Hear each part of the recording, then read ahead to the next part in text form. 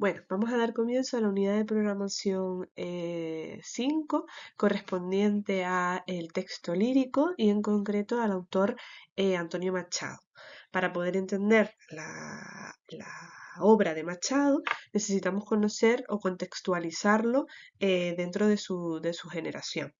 ¿Vale? Él pertenece a la llamada generación del 98, junto con otros autores que comentaré seguidamente.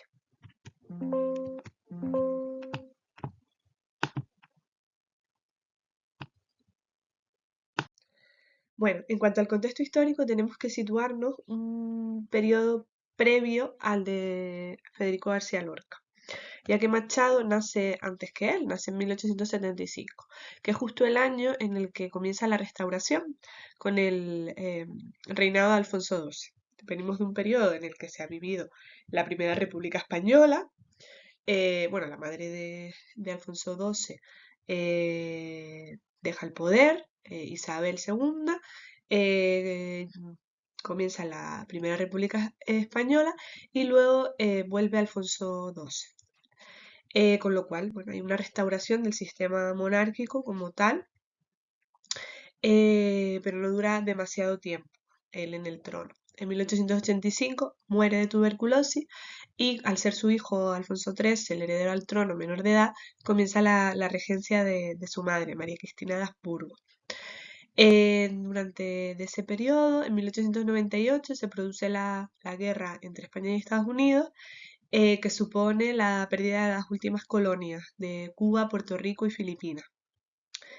Y en 1902, justo un par de años después, cuando ya llega oficialmente al trono Alfonso XIII, cuando cumple la mayoría de edad, y comienza el regeneracionismo, ¿no? Que habíamos visto que, bueno, era ese intento, esa búsqueda de, bueno, de cambiar España, porque bueno, está el fracaso en la pérdida de las colonias, el fracaso del 98, despertó la necesidad precisamente pues de reformar el sistema. Dense cuenta que a partir de la restauración se crea un sistema bipartidista, similar al que existe en Reino Unido.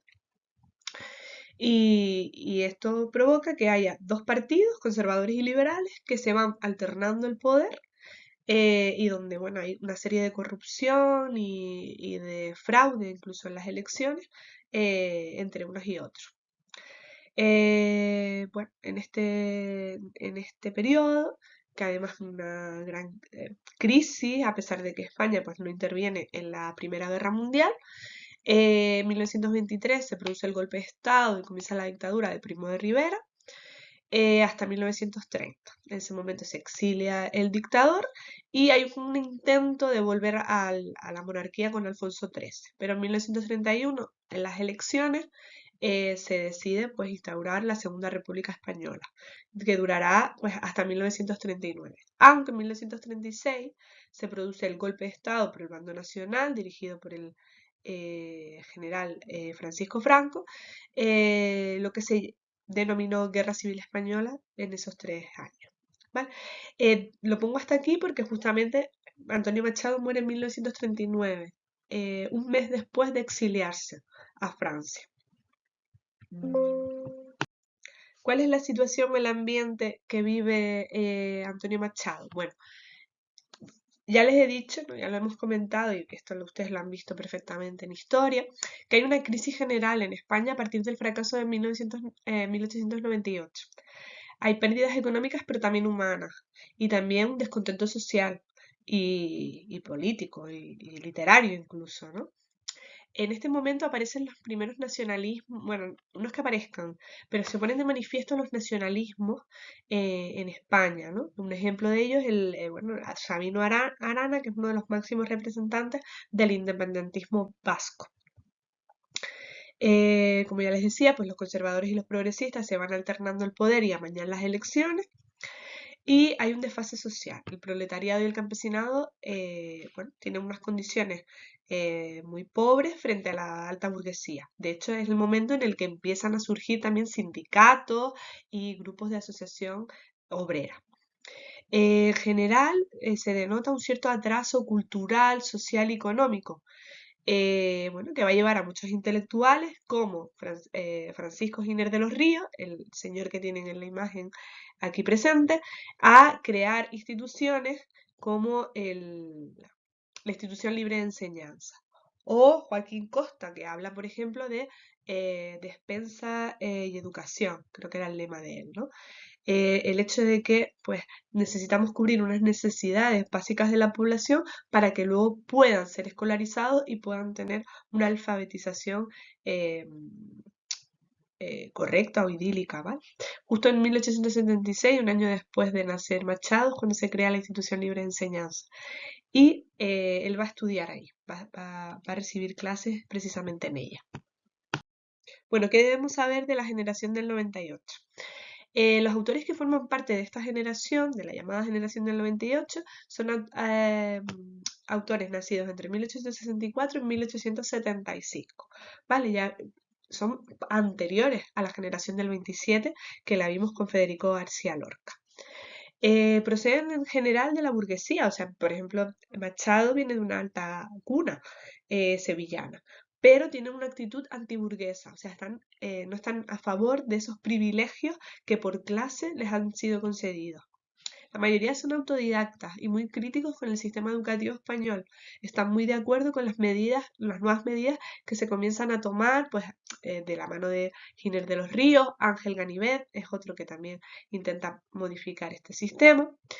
Y realmente se dice que no hay un referente claro, pasa un poco como la generación del 27, aunque hay muchos que hablan de Miguel de Unamuno como el líder, ¿no? Y como referencia encontramos a las figuras de Nietzsche y Schopenhauer.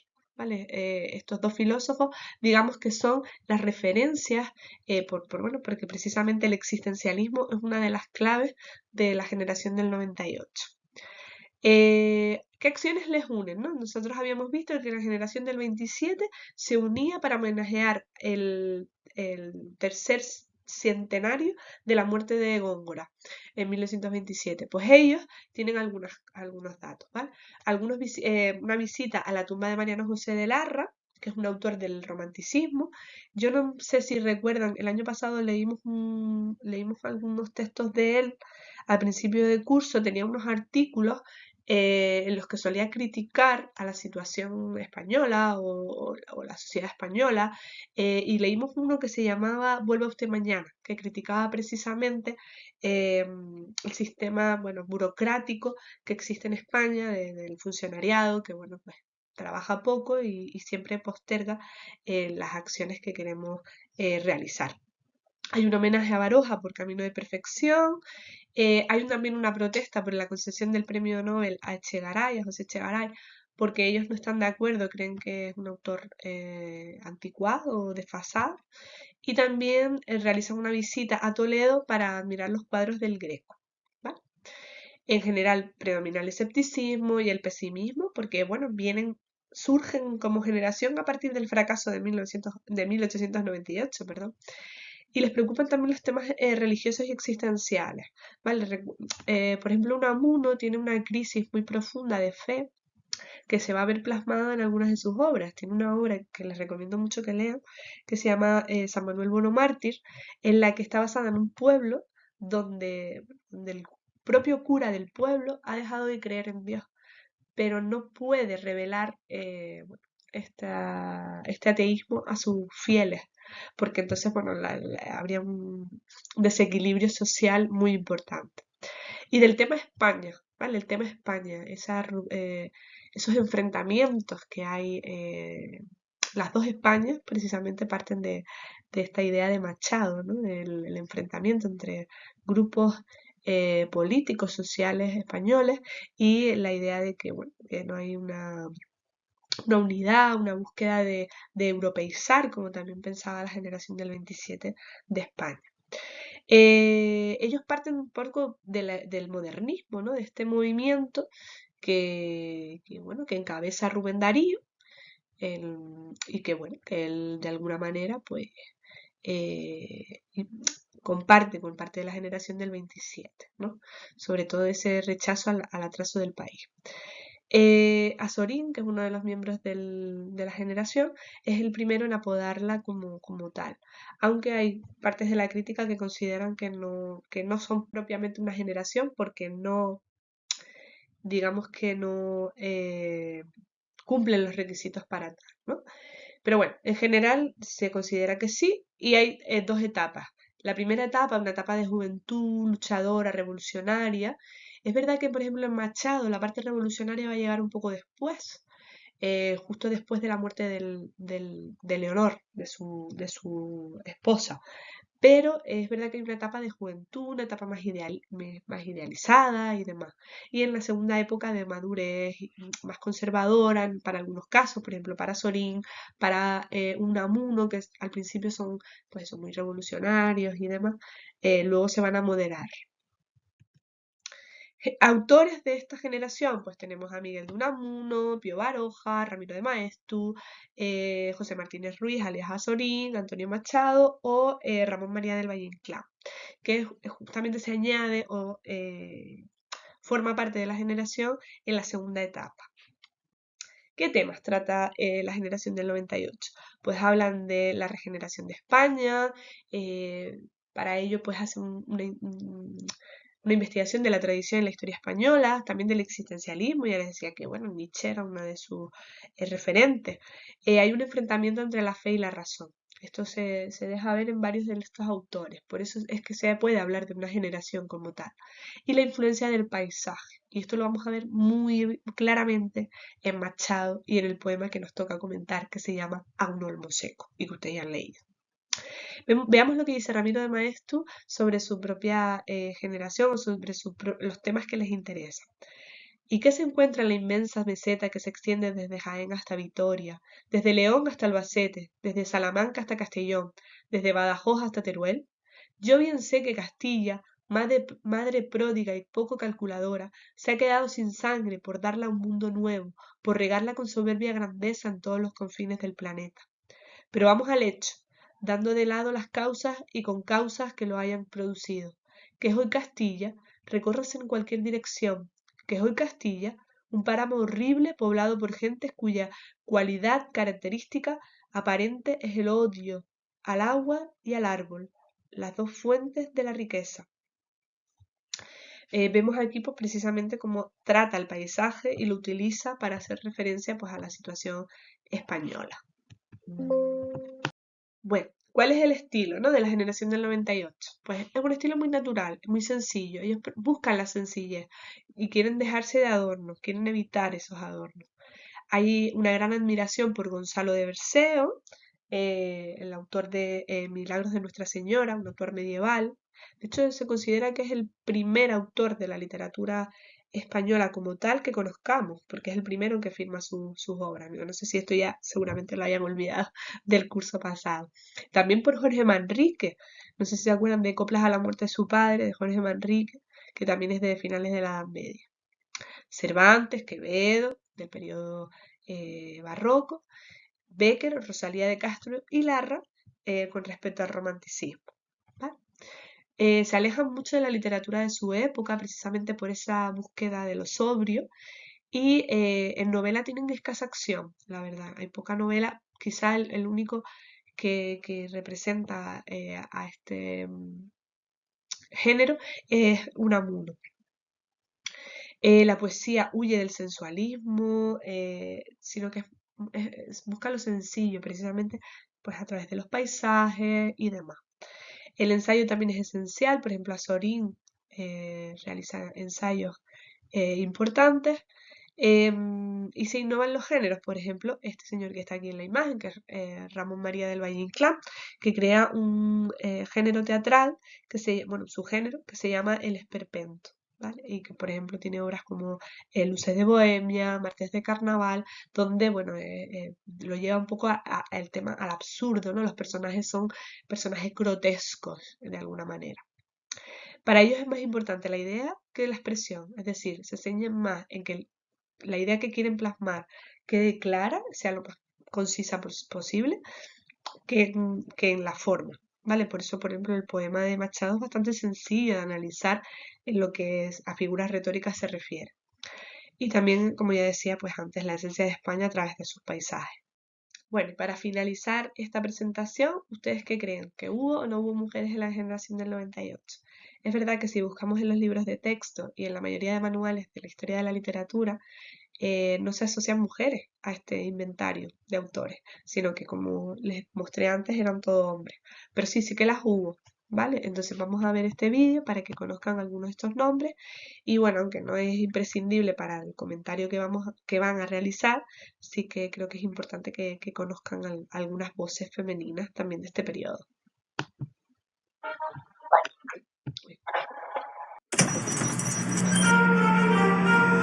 Unamuno, Machado, Pío Baroja, Azorín, Valle Inclán. Los estudiamos en la escuela, leímos sus obras. Fueron aquellos intelectuales que a finales del siglo XIX, mientras España perdía sus últimas colonias y el descrédito se extendía por sus calles, protagonizaron una nueva manera de escribir. Pero mientras tanto, ¿y las mujeres? ¿Qué hacían?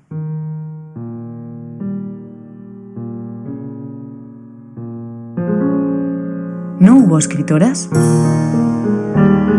Ni las estudiamos en la escuela ni leímos sus obras, pero hubo innumerables poetas, novelistas, dramaturgas y filósofas que también formaron parte de la Edad de Plata de la literatura española. Carmen de Burgos, Regina del Amo Jiménez, María de la Ole Járraga, Belén de Sárraga, María de Maeztu, Carmen Baroja, Sofía Casanova. Estudiaron, viajaron, escribieron obras maestras, fundaron revistas literarias, tradujeron grandes textos que han llegado a nuestros días y muchas tuvieron que exiliarse por sus ideas.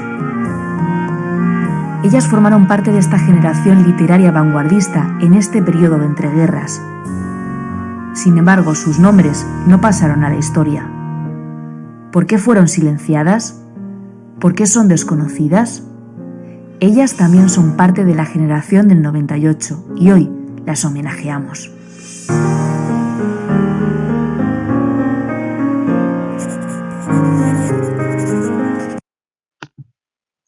Bueno, cualquier duda o cualquier pregunta que tengan respecto a esta parte, pues no duden en escribirme o en dejar la duda en el claro. Bueno.